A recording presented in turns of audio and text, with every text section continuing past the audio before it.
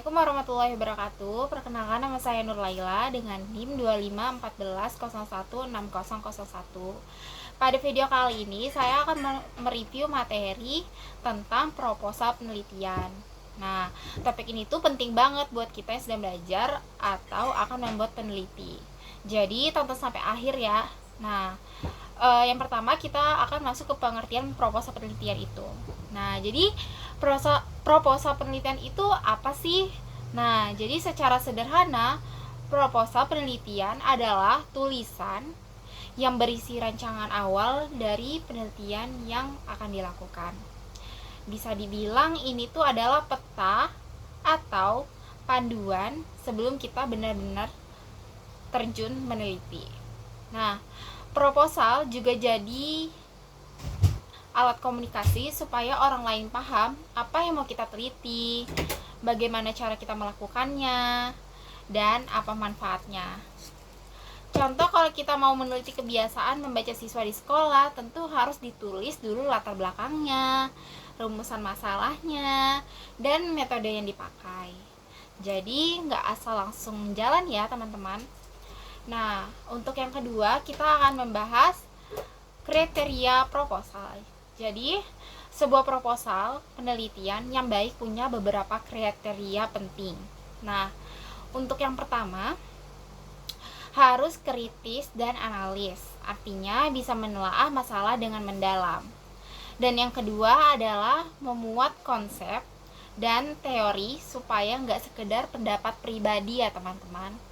Dan yang ketiga adalah menggunakan istilah dengan tepat, definisi yang jelas dan seragam. Lalu yang keempat adalah rasional, alias bisa diterima logika kita.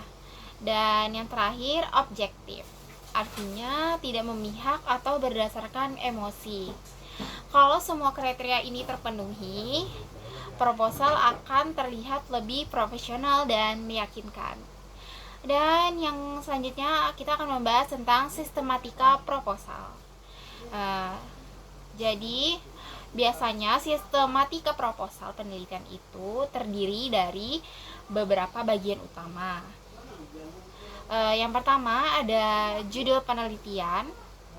Jadi judul penelitian itu berisi judul, nama peneliti, pembimbing, instansi, dan waktu penelitiannya. Nah, dan yang selanjutnya itu ada pendahuluan. Pendahuluan ini berisi latar belakang, rumusan masalah, tujuan penelitian, manfaat penelitian, dan ruang lingkup. Dan yang ketiga adalah tinjauan pustaka. Nah, di sini kita membahas teori-teori penelitian sebelumnya yang relevan.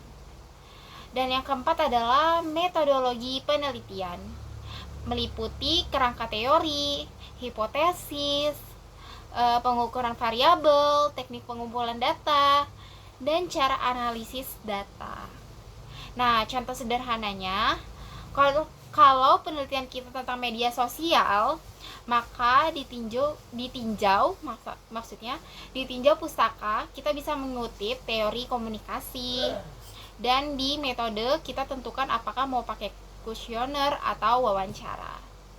Nah, dan yang selanjutnya kita akan masuk ke fungsi proposal ya teman-teman. Jadi proposal penelitian juga punya fungsi yang sangat penting. Nah, yang pertama untuk mendapatkan persetujuan dari pihak lain, misalnya dosen atau instansi. Dan yang kedua adalah memberikan gambaran tentang manfaat dan dampak dari penelitian. Dan yang ketiga adalah menjelaskan rencana penelitian secara menyeluruh, biar pihak lain tahu alurnya. Dan yang keempat adalah sebagai dasar dalam pengadaan sarana atau kebutuhan penelitian. Intinya, proposal bukan hanya formalitas, tapi juga cara meyakinkan orang lain bahwa penelitian kita layak dilakukan. Dan yang selanjutnya adalah jenis penelitian. Nah, jenis penelitian dalam proposal biasanya ada dua. Yang pertama adalah peneliti premier dan peneliti sekunder. Nah, Penelitian primer itu yaitu penelitian yang datanya diambil langsung dari sumber pertama. Misalnya survei menggunakan Google Form, wawancara dengan narasumber, atau melakukan eksperimen di laboratorium. Dan yang selanjutnya tadi penelitian sekunder, yaitu penelitian yang menggunakan data yang sudah ada. Biasanya lewat studi pustaka, jurnal, buku, data resmi, dan instansi. Jadi kalau kita nggak bisa turun langsung, penelitian sekunder bisa jadi pilihan yang praktis ya teman-teman. Dan yang selanjutnya adalah kesimpulan dan penutupan. Jadi kesimpulan dari proposal penelitian adalah alat komunikasi yang menjelaskan rencana penelitian secara rinci dan persuasif. Dengan adanya proposal, penelitian jadi terarah, jelas, dan bisa mendapat dukungan dari pihak lain. Oke teman-teman, itu tadi review materi tentang proposal penelitian.